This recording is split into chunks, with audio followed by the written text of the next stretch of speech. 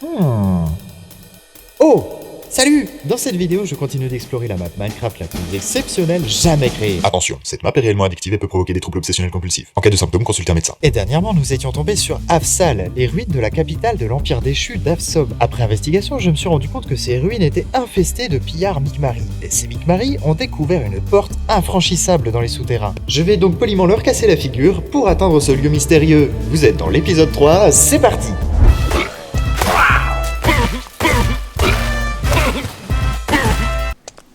Ok, là, on peut rentrer par là. Alors, bonjour. Oh,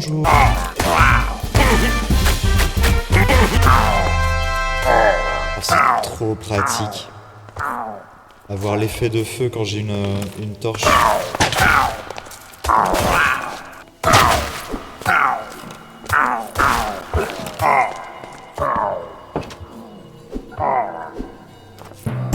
Oh putain.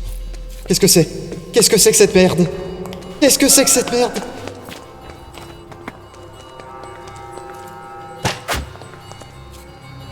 J'ai raté. Oh!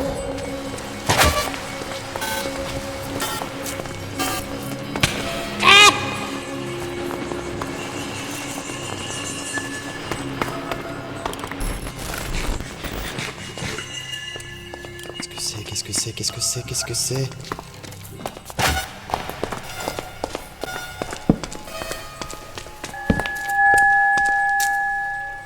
Oh! C'est terrifiant.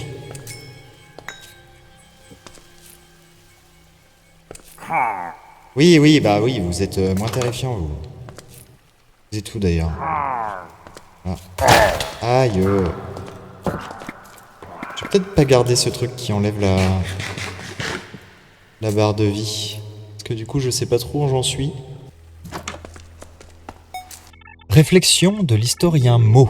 Le trône de l'empereur d'Avsom a été occupé par 3 personnes jusqu'à présent. D'abord Dren, puis Ifail, et maintenant Anir.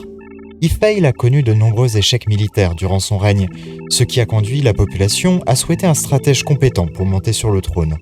Le grand général Anir était donc un choix évident. À une époque où Avsom a atteint son apogée en matière de progrès scientifique et de puissance, l'empereur Anir nous mènera assurément à une glorieuse victoire contre Maelis à l'ouest. Ok, donc là on est descendu jusqu'à la porte, qui était visiblement impossible à ouvrir et pour laquelle il fallait des explosifs. Et nous on était là-haut, avant. Et merde, il m'a vu. Excès de fumée détecté. Activation du système d'extinction d'incendie. Avertissement. Oh, je l'ai brûlé du coup ça. Ouverture des issues. Oh, let's go! Ça a déclenché le système anti-incendie. Ça n'a aucun sens. Ok. Ah bah oui, il y a les détecteurs de fumée partout là. Décidément, ils étaient à 2 doigts de trouver la solution. Préoccupation de Gori en matière de sécurité. Nous avons installé ce système de détecteur de fumée dans l'installation de Stase au cas où les incendies consommeraient la réserve d'oxygène souterraine. Il était donc logique d'en installer un ici aussi. Compte tenu de ce que nous avons stocké là-dessous. Qu'est-ce qu'on a stocké là-dessous, dites-moi? Eh bien, c'est parti. Il n'y avait pas besoin d'explosifs du tout.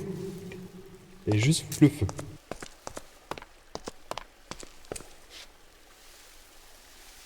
Et... oui!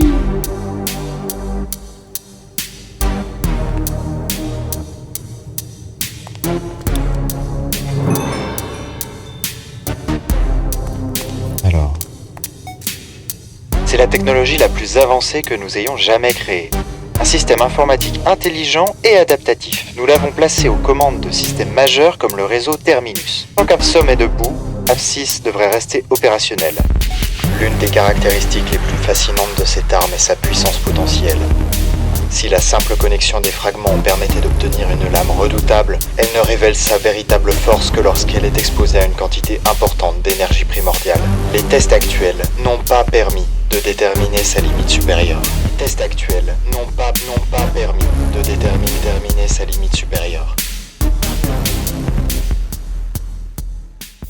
Ces texte-là nous parle d'un incident qui serait arrivé avec l'Aphélion. Donc l'Aphélion, si vous vous souvenez, dans l'épisode précédent, c'est le grand navire qu'Avsom ait jamais commandé. Et la personne ici se plaint qu'ils aient perdu la communication avec lui et que c'est pas du tout normal. Et il sait pas encore exactement pourquoi c'est arrivé. Visiblement, et à un moment donné, ils ont eu des gros soucis. Je sais pas si tout s'est passé en même temps, c'est encore un peu bizarre. Parce qu'ils ont dû se foutre en stase, il y a eu une surcharge sur le réseau, enfin il y a beaucoup de trucs qui pointent dans cette direction. Mais le problème c'est qu'on n'a pas encore la temporalité de chaque information qu'on récupère. Alors celui-là nous dit installation de stase, une installation de recherche cachée sous un... Qu'est-ce que c'est? Qu'est-ce que c'est? Ah! Putain de creeper de con. J'ai eu trop peur. J'ai eu trop peur. Est-ce que... Il y a encore un robot là-bas. Non mais c'est terrifiant, c'est quoi? J'avais pas prévu de jouer un jeu d'horreur, au secours. Vilain robot. Ah, c'est terrifiant. Ok, bon, je pourrais... Oh putain, il est là. J'espère qu'il peut pas venir. T'en supplie, ne viens pas. Alors, on a... ça... Évidemment, on est en aventure, donc je ne peux rien casser.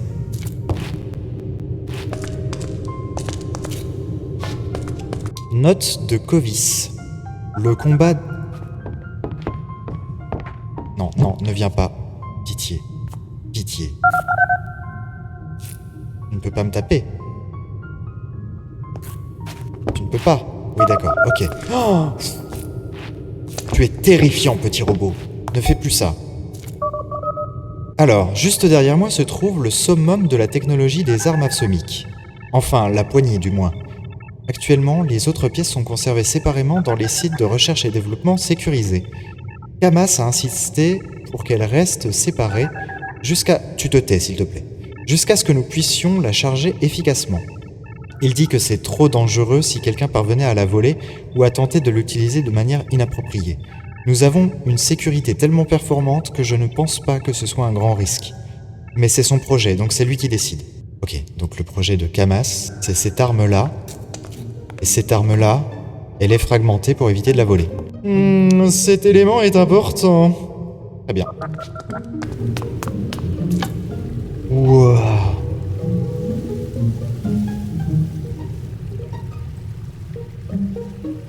Oh non.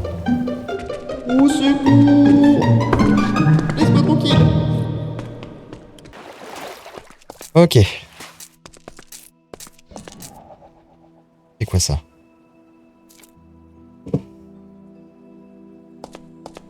Alors, des maisons avec des coffres. Des sous, rien. Ah.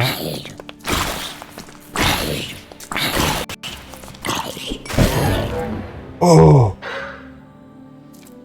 Qu'est-ce que c'est que cette chose? Encyclopédie Arcana.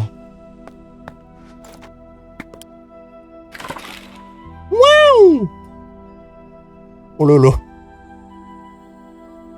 Ok. On va pas s'en servir tout de suite, ça. C'est pas de notre niveau. Une chose à la fois. Je me dis, je vais déjà escalader, ensuite je vais aller à droite et je reviendrai sur l'autre partie là-bas. Il va déjà bientôt faire nuit, c'est chiant. Comment voulez-vous qu'on explore proprement? Ah oui, je suis d'accord. Oh là, les montagnes et tout derrière, c'est magnifique. Tout est si beau. Alors j'espère que ça lag pas trop pour vous, parce qu'au niveau du record, j'ai remarqué qu'il y avait des petites frames qui sautaient de temps en temps. Si c'est gênant, pour l'instant je peux pas y faire grand chose. Qu'est-ce qu'on a là? Ah, bon. J'ai quasi plus de flèches, on va les faire à la hache. Bonjour. Mais il est là-dedans, lui. Oula. Ah, ok, il y en a un là, d'accord. Tu m'auras pas, ça repart. Il y en a encore un. Non, je suis mort. Non. Bon là, vous pourriez vous dire que c'est de la triche. Que j'utilise Keep Inventory. Alors je sais qu'aujourd'hui Minecraft c'est je survis 100 jours en mode hardcore. Je joue une version du jeu extrêmement difficile pour vous prouver que je suis très fort, machin. Ici, on n'est pas sur une chaîne qui prône la performance. Hein, voilà, vous l'aurez remarqué si c'est pas déjà le cas. La performance, on laisse ça aux autres. Moi, je suis pas là pour montrer que je joue bien. Et l'important pour apprécier un jeu vidéo, c'est avant tout y jouer d'une manière qui nous amuse. Et j'apprécie beaucoup plus mon expérience. Et je suis perdu. Et je suis... Ah non, c'est là. Alors du coup, on va utiliser le cheat. Bon, c'était pas nécessaire, mais c'était grandiose. Oui, c'est moi.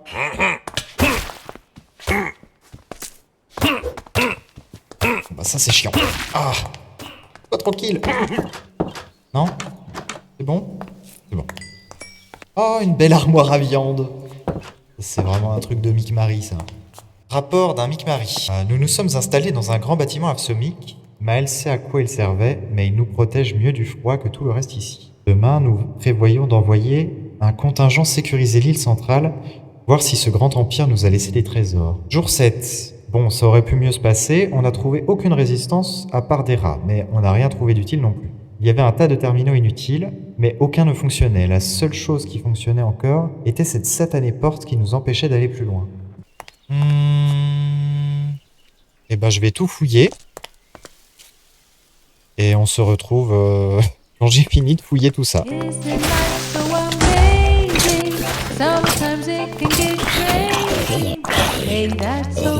Ah, truc qui explose! Ah!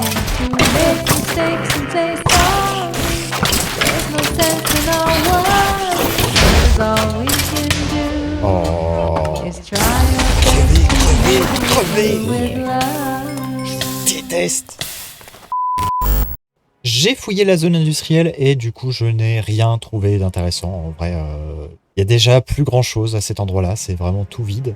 En même temps, ce sont des ruines qui ont déjà été pillées par plein de gens. C'est quand même assez vieux, du coup à chaque fois je trouve des coffres avec juste...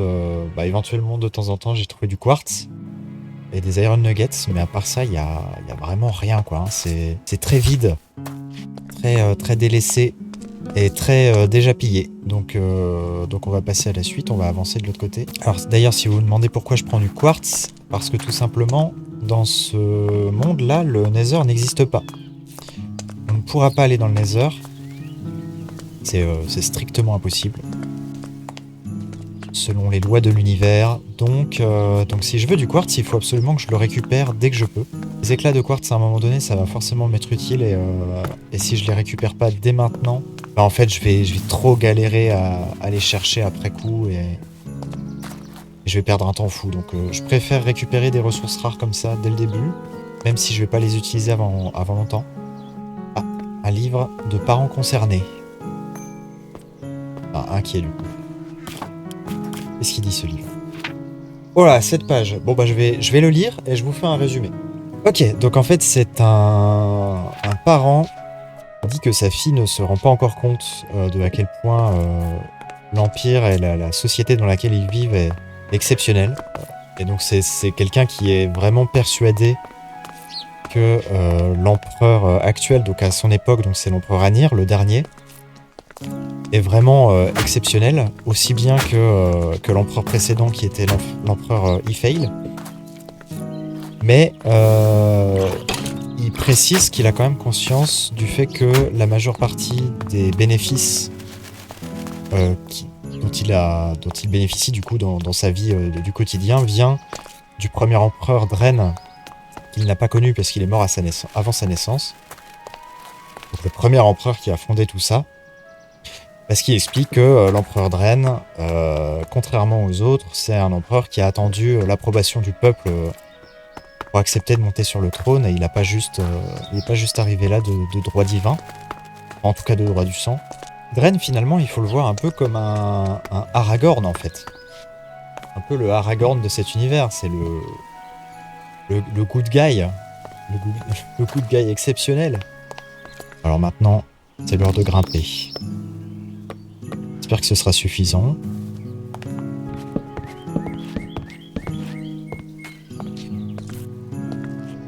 Oh, ouah, la vue! vue de zinzin.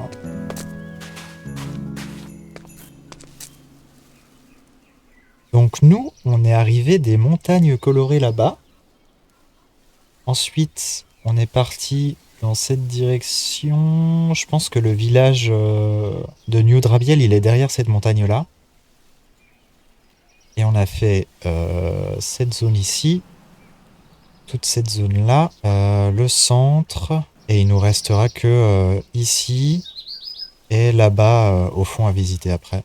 Et tiens, pourquoi pas profiter d'être tout là-haut pour dessiner un petit peu ce que je vois. Je vais prendre ce temps pour ajouter les ruines d'Afsal à ma carte, et pourquoi pas en profiter pour vous dire ce que j'ai découvert ensuite. Après être redescendu de la statue, je me suis dirigé vers un énorme bâtiment qui s'avère en fait être une sorte d'université. J'ai découvert que dans cette civilisation, la science était divisée en 3 écoles d'alchimie. L'école Asumatus, concentrée sur les questions spirituelles, elle s'intéresse à la doctrine des sphères, un cheminement spirituel censé guider les pratiquants vers le grand œuvre. Le grand œuvre en alchimie, c'est la réalisation de la pierre philosophale. Donc la pierre philosophale existe-t-elle dans cet univers ou y a-t-il une sorte d'équivalent ? Sachant qu'en réalité, ça n'existe absolument pas, on est d'accord. Je pense qu'on aura plus d'informations plus tard. La deuxième école, l'école hermétique, s'intéresse à la chimie et aux potions. Alors comme ça, on pourrait simplifier et penser que c'est les potions qu'on peut utiliser en tant que joueur, mais en réalité, il y a un certain nombre d'exemples pratiques qui ont été cités dans les bouquins, notamment le fait de pouvoir rendre le bois plus résistant avec un traitement qui l'empêche de pourrir ou de se faire attaquer par des insectes. Donc c'est vraiment la chimie au sens large. Et ensuite, la troisième et dernière école, métamorphique, qui traite de la modification du corps par des moyens biologiques ou mécanique. Donc là, c'est vraiment la partie un peu plus cyberpunk et biopunk de cet univers. Et on nous dit aussi que cette école est le symbole de l'innovation industrielle d'Avsum, qui a repoussé les limites de cette école grâce aux implants de Rentit. Et pour l'instant, je n'ai pas d'informations supplémentaires sur ce que sont ces fameux implants de Rentit,